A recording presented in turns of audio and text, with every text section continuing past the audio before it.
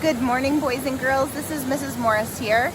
I have a book I wanted to share with you, and I am right now in Stony Brook State Park. It's in Dansville, New York, just a little bit less than 2 hours from school. And I'm in this beautiful, next to this beautiful stream in a gorge trail right behind our campsite. And you can see the beautiful water and the creek. And I want to share with you a story that reminds me of this beautiful place I'm in. And when Mrs. Thompson asked me to read you a book, I thought to myself, what better book to read while I'm away than The Salamander Room? This is a story by Ann Mazer, illustrated by Steve Johnson and Lou Fancher.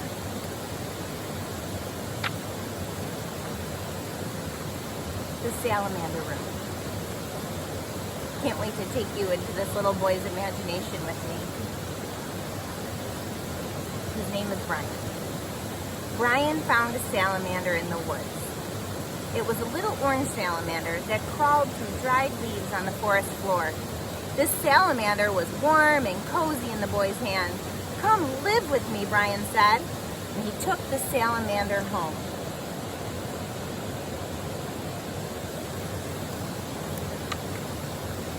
"Where will he sleep?" his mother asked. "I will make him a salamander bed to sleep in. I will cover him with leaves that are fresh and green and bring moss that looks like little stars to be a pillow for his head. I will bring crickets to sing to him and bullfrogs to tell him good night stories."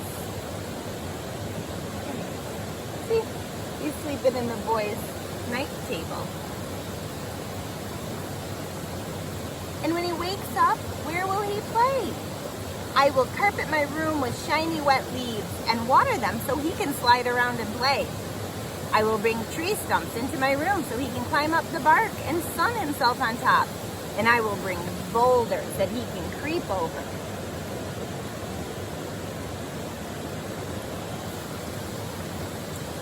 "He will miss his friends in the forest. I will bring salamander friends to play with him," said Brian.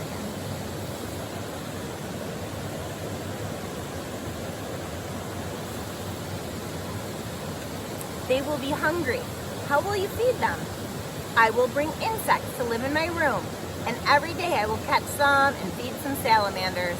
And I will make little pools of water on top of the boulders so they can drink whenever they are thirsty."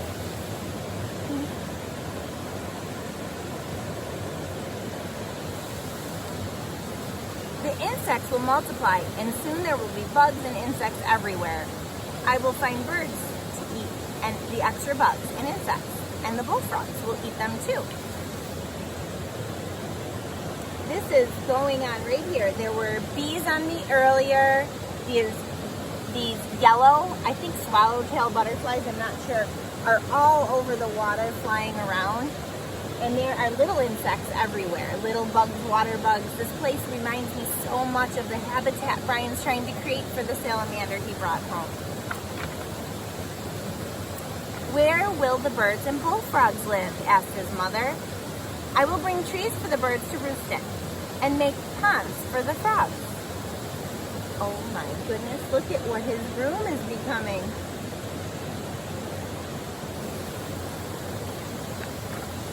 "Birds need to fly. They can lift off the ceiling. They will sail out in the sky, but they will come back to my room when it is time for dinner, because they will know that the biggest, juiciest insects live here."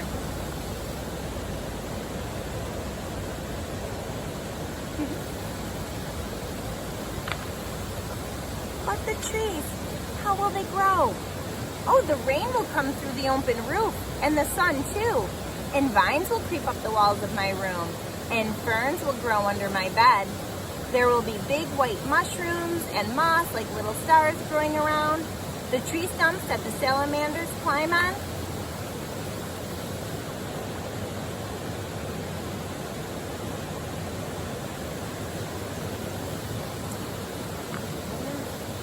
"And you, where will you sleep?" "I will sleep on a bed under the stars with the moon shining through the green leaves of the trees. owls will hoot, and crickets will sing. And next to me, on the boulder, with its head resting on soft moss, the salamander will sleep.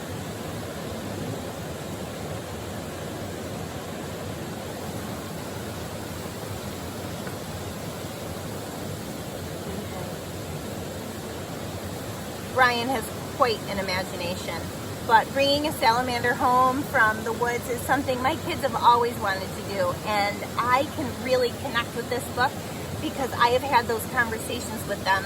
Oh, I didn't want them to take them away from their habitat, their friends, their food, and so I have made many salamander habitats in my house. But they're old enough now where they realize they really should be in their environment. They still love hunting for them, and they still love being here in nature with animals like salamanders and all the butterflies around us. But they have learned to leave them here. I just want to show you quick where we might find some of these salamanders. I'm going to take you with me here to. The water's pretty cold here. I want to show you. See this little rock formation? This is shale rock, and it has, over the years, developed moss. And you can see, where did I find some earlier? Over here, maybe. This is the moss. This is what the salamanders like to live in. This wet moss, there it is. And down here, this is the kind of moss that is the star-shaped moss that Brian talks about when he imagines what his room would look like. If you just lift up this moss, sometimes you find salamanders. You know they're hiding down here. If I move some of this stuff away, sometimes we find them.